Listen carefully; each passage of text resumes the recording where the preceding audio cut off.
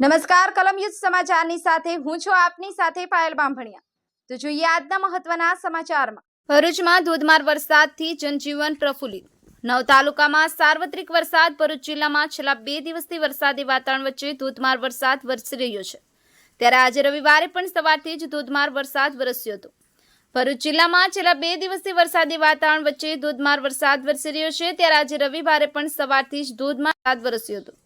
સમગ્ર દક્ષિણ ગુજરાત સહિત ભરૂચ જિલ્લામાં ધોધમાર વરસાદ વરસી રહ્યો છે।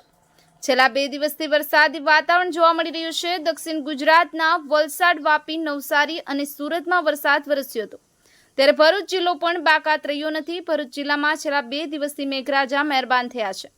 કાળા ડિબાંગ વાદળોની ફૂટ સાથે વરસાદ વરસી રહ્યો છે, ત્યારે ભરૂચ જિલ્લામાં વરસેલ વરસાદના તાલુકાવાર આંકડા પર નજર કરીએ તો જંબુસરમાં 6 મિલીમીટર, આમોદમાં 1 ઇંચ, વાગરામાં 2 ઇંચ, ભરૂચમાં 7 મીમી, ઝઘડિયામાં 2 મીમી, અંકલેશ્વરમાં 8 મિલીલીટર, હાંસોટમાં 15 મિલીલીટર, વાલિયામાં 7 મિલીલીટર તેમજ નેત્રંગમાં 14 મિલીમીટર વરસાદ નોંધાયો હતો।